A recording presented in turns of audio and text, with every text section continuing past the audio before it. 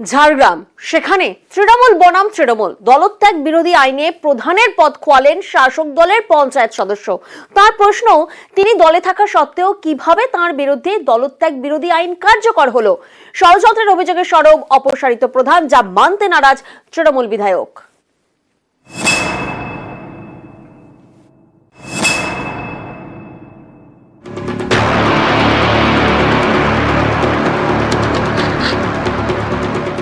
তৃণমূল পরিচালিত পঞ্চায়েত, সেখানে তৃণমূলেরই সদস্যদের অভিযোগে দলত্যাগ বিরোধী আইনে তৃণমূল প্রধানের পদ খারিজ করে দিলেন বিডিও।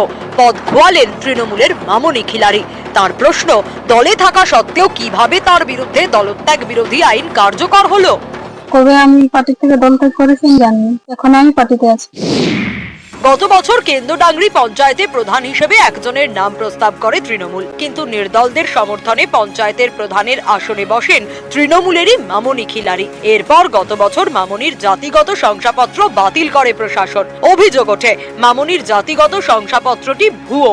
জল গড়ায় কলকাতা হাইকোর্ট পর্যন্ত। প্রধান পদ ফিরে পান মামনি। এরপর আবার জটিলতা।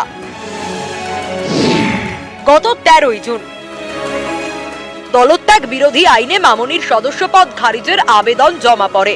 বিডিওর কাছে আবেদন জানান কেন্দ্রডাংরি পঞ্চায়েতের তৃণমূল সদস্য বিনয় মাহাতো।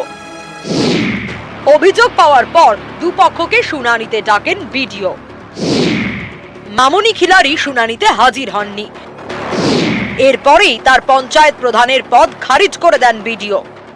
যারা মেম্বার ছিলেন সবাইকে ডেকে ওই হিয়ারিংটা আমরা করি। এখন যিনি প্রধান ম্যাডাম তখন ছিলেন আর কি, মামনি খিলারি, উনি আসতে পারেননি। উনি অ্যাজ পার অ্যাক্ট এক্ষেত্রে লাগু হয়েছে, সেই জন্য ওনার মেম্বারশিপটা চলে যাচ্ছে। এর পরবর্তী পর্যায়ে আমাদের যেমন হায়ার অথরিটি আমাদেরকে ইনস্ট্রাকশন দেবেন, আমরা সেইভাবে কাজ করব।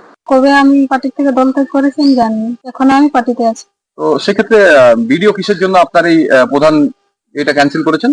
সেটাই তো বুঝতে পারছি না। আমাকে হিয়ারিং এ ডাকেছিল, আমার অসুস্থতার কারণে ওনাকে জানিয়েছিলাম, কিন্তু উনি তা সত্ত্বেও কিসের জন্য কি করেছে আমি বুঝতে পারছি না। দলত্যাগের আইন তো আছে, উনি জানেন এই বিষয়টা, দলত্যাগের আইন কি আছে, জানলে এই কথাটা বলতে পারতেন না। আমার মনে হয় আমাকে তো বেশ কিছু কাগজ দিয়েছিল, তো সেই কাজগুলো নিম্নমানের হয়নি, তার জন্য আমি সাইন করিনি।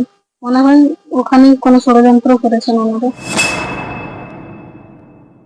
যদি তৃণমূল পক্ষ থেকে যদি প্রধান হতেন তাহলে নিশ্চিতভাবে এটা হতো না, কিন্তু উনি দলকে অমান্য করে উনি নির্দলের সমর্থন নিয়ে প্রধান হয়েছে। কোনোরকম দুর্নীতি করতে না দেওয়ার কারণেই তাকে এইভাবে পদত্যাগের যে আইন সেটা লাগু করা। না, এসবের কোনো নিউজ 18 বাংলা।